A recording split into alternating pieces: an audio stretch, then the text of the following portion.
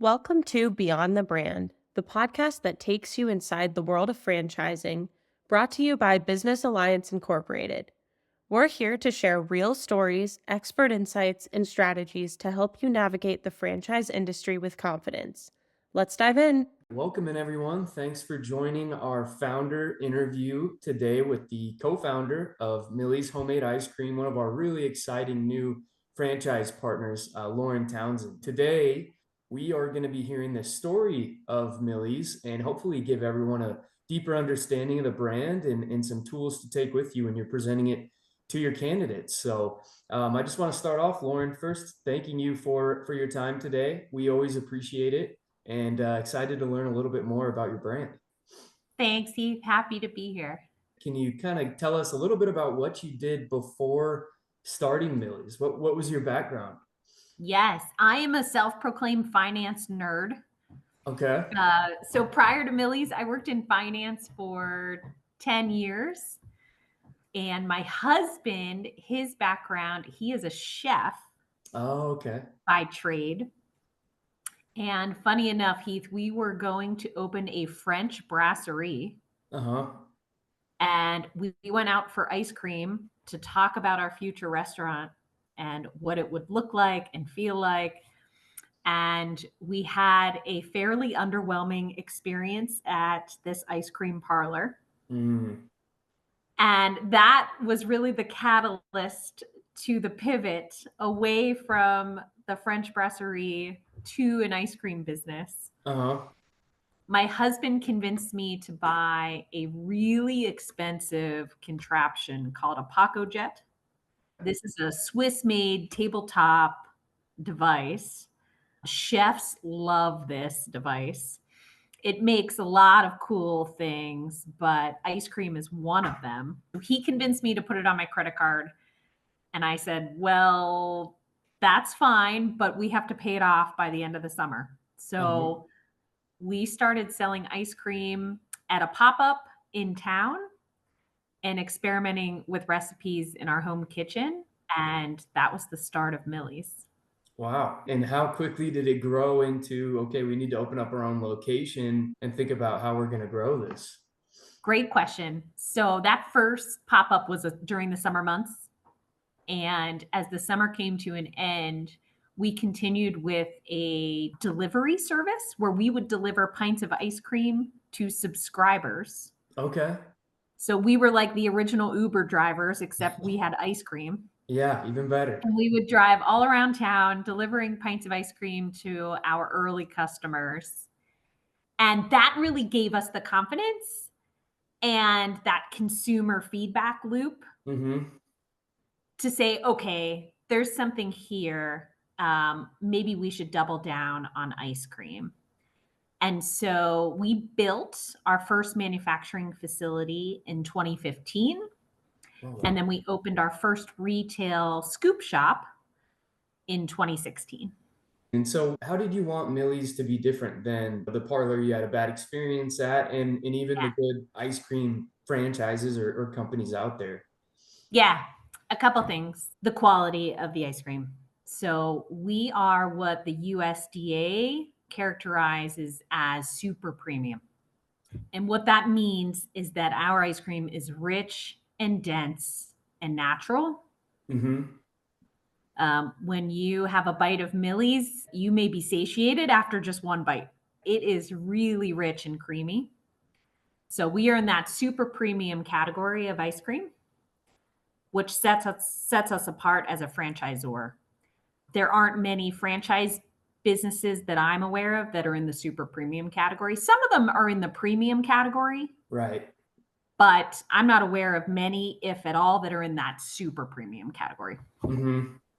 So that's the first thing, is just the quality of the ice cream. We get raw milk delivered to our factory every week and churn that into finished ice cream. So that's where it starts.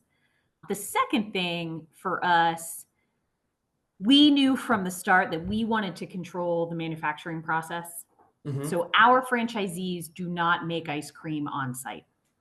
Okay. We make it all at Millie's Ice Cream Works, which is our factory. and then we ship a finished product to the franchisees. So that's a little bit unique in this industry as well. What we love about that is just consistency and control, right? And then, it frees up the labor at the scoop shop level, right? You don't have to pay for someone to be there to make ice cream all day. Well, and the equipment that would be needed and all that. Or the equipment. That's exactly right. So that's the second thing. And then the third thing, from the very beginning, it was important to us that folks that don't traditionally enjoy ice cream, so maybe you are dairy free, you subscribe to a vegan lifestyle, maybe there's allergies in your family, and you've just never been able to enjoy a traditional ice cream parlor. It was important to us from the get-go that folks that traditionally have not been able to enjoy this type of dessert will find something delicious at Millie's. Okay. So our dairy-free gelato line is just as good as our classic ice cream line. Yeah. That's awesome. And so you started the Scoop store. How long until you started expanding into additional locations? And did those all just start as corporate owned? Yes. I had no idea what franchising was. A lot of people don't. So yes, we started expanding and they were all corporate owned stores until 2021. That's when we started franchising. Did you want to start regionally? What was your plan of attack once franchising became your option? Yes, absolutely, was to start regionally. When we started franchising, we built out the Western Pennsylvania market, which is where we're headquartered. And now all those territories have been sold. We're expanding beyond Pennsylvania now, still expanding into the eastern part of the state. We have a multi-location franchisee in the Jacksonville, Florida area. We're talking to prospects in many different states. What has allowed us to do that is our distribution partnerships with the big broadliners, folks like Cisco. Okay. So now we can deliver our product wherever we need to be. And early on, because I feel like for a brand like yours, where it was this passion project, and I'm sure it's like your baby, was it hard for you to give the keys to someone else as you first started getting franchisees? And what were you looking for in those first few franchisees you started working with? Yes, it was hard. I think any owner founder, that is kind of the biggest decision when you start to franchise is, okay, am I ready to cede some level of control to someone else? I think the good news for me, the aha moment, was when I realized our franchise partners care just as much about what happens within their four walls as I do. And it's almost been this incredible way to clone myself. Yeah. Right? Yeah. So my husband and I, we care a ton about Millie's, and we care a ton about the guest experience. And what's really cool is now we have these franchise owners that care just as much about it too. And what kind of traits were you looking for with those first few franchisees you brought on board? In the very beginning, it was just a passion for ice cream and a love of the brand. And now I think, as we've built out infrastructure and become a bit more sophisticated in terms of our offering to franchisees, now we are looking for folks that want to grow with us, folks that want to become multi-location owners. We have a brick and mortar model, and we also have an ice cream truck model. Yeah. And they work really well in tandem. And so we're looking for folks that have that vision of growth and have the capital to pursue that growth. So like the Jacksonville franchisee you mentioned, that's multi-unit. Do they have an ice cream truck as part of their operation as well? Yes. And is there more seasonality to that than the brick and mortar? I mean, Jacksonville, maybe not, because in Florida, but yes, in the Pittsburgh market, there's certainly some seasonality in ice cream, in the Northeast. But what's nice about the off-site catering business is that whether you're serving guests from a truck or serving guests from a pop-up Sunday bar, that is not as weather dependent, right? Yeah. And so a lot of our off-site business is corporate catering. Okay. In this post-pandemic era, we have seen a huge demand in companies reaching out to Millie's to provide an ice cream social to their employees in the middle of the day. Mm-hmm.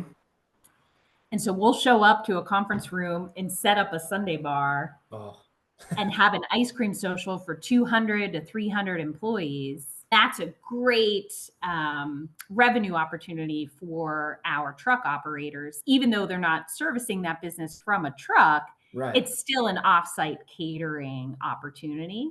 And so that has been really big for us. Mm-hmm. And are there other benefits other than, not having to have all the equipment and everything from the franchisee's perspective? Are there other benefits that the product is manufactured by the franchisor that, be good things for our brokers to know to share with their candidates? Yeah, absolutely. I think the overall insurance expense, right, is lower, right, to Mm-hmm. underwrite a retail shop, right, that does not have a manufacturing component. Yeah. Um, so that's a benefit to our franchisee. Certainly, there's a benefit on labor expense, right? Mm-hmm. As a percentage of sales on our franchisees P&L, right? Labor is low, especially when you compare Millie's to other F&B concepts. Labor is very low, and because we are taking everything that's complex out of the scoop shop, right? Mm-hmm.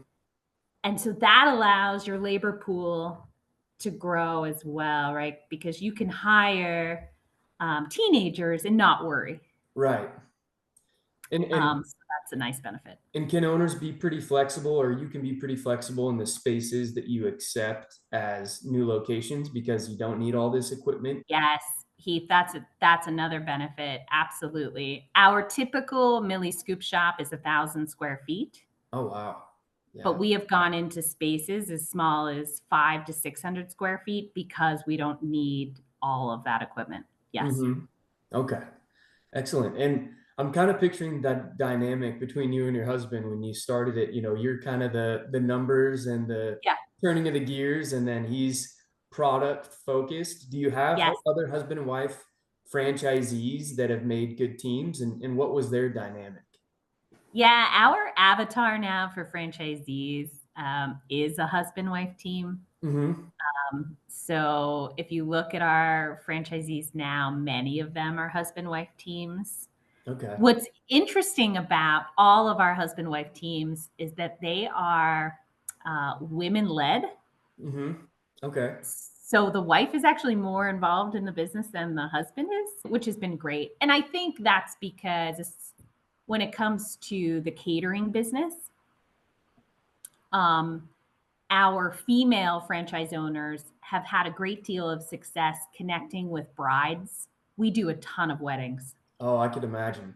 Yeah. Um, but yes, they're pretty much all husband wife teams. And Chad and I really enjoy working with other husband wife teams. It's kind of a Mhm. fun dynamic. As a husband wife franchisor, it's kind of fun to work with husband wife franchisees. Yeah, absolutely. And the support that franchisees are getting, do you find yourselves doing a lot of the franchisee support? There's still a really direct line of communication to you two as the founders, which, I think is pretty unique in franchising a lot of the time.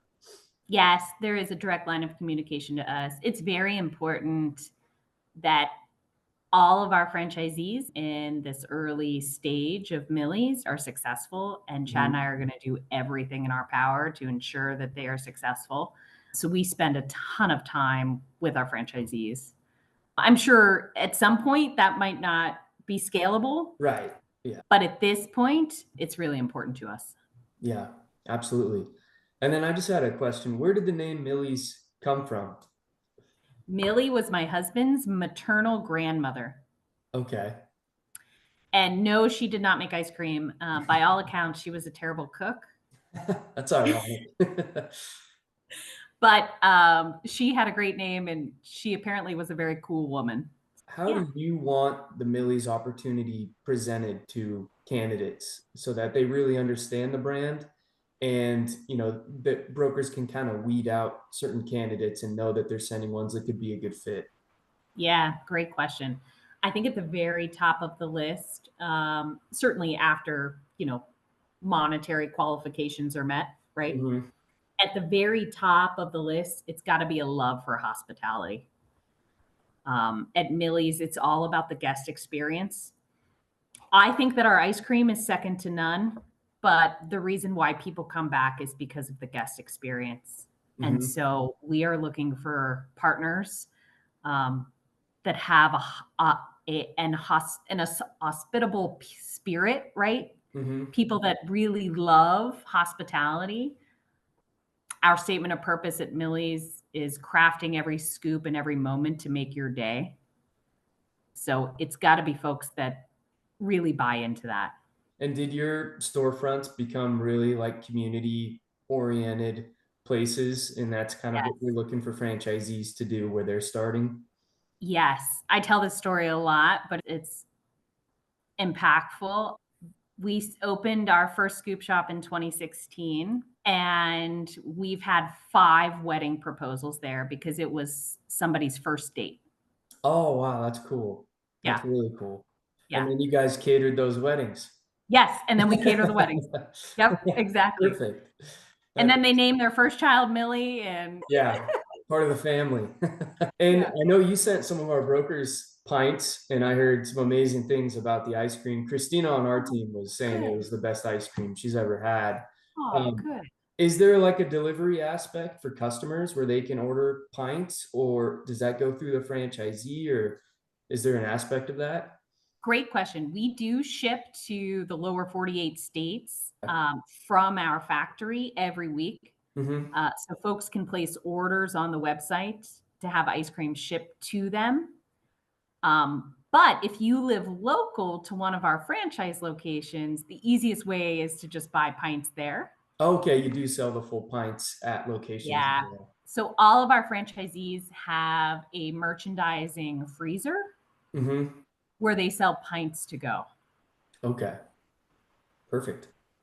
And then I just had one last question. Is there any kind of hidden gem about the brand that you wouldn't find out from going to the website or looking through any collateral? Like, what's one lesser known fact that you think makes Millie special? Oh, a lesser known fact that makes Millie special. Um, you know, I think it's the combination of everything we've discussed. When I think about other brands, Mm-hmm.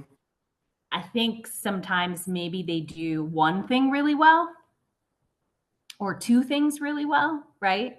But for us, it's important that our differentiators that I mentioned before, that we are doing those extremely well, Yeah. right? It's the quality of the product, it's the allergen-friendly service, and it's the Mm-hmm. guest experience, and it's the 3 of those things coupled together.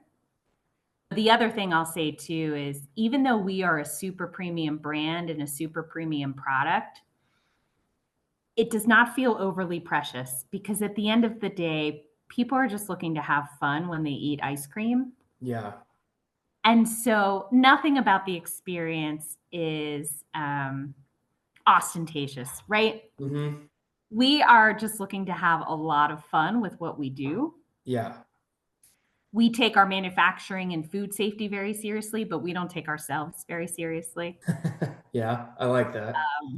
And so maybe that is something I'd like all the brokers to kind of take away about Millie's is that it's a super premium brand with Mhm. kick-ass ice cream, but at the end of the day, we don't take ourselves too seriously, right? Okay. Yeah, This is ice cream and it's meant to be fun. I love it.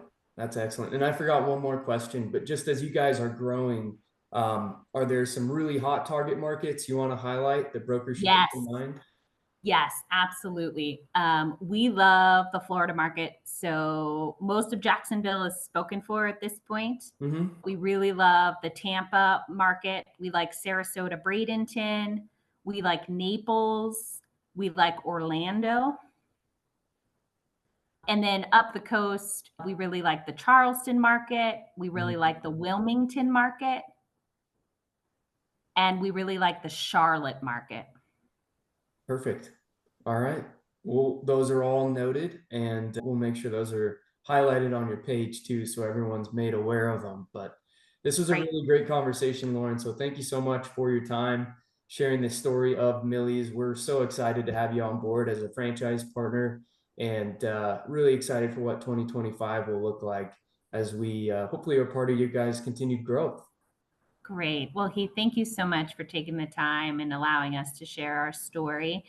And if there are any brokers in the network that would like to try the ice cream that haven't tried the ice cream, please let folks know that they can reach out to me. We'll ship them some ice cream. Amazing. All right. Well, it was my pleasure. Thanks so much, Lauren. Thanks everyone who tuned in. That's a wrap on this episode of Beyond the Brand, brought to you by Business Alliance Incorporated. If you enjoyed today's conversation, be sure to subscribe and stay connected for more insights on franchising success. Until next time.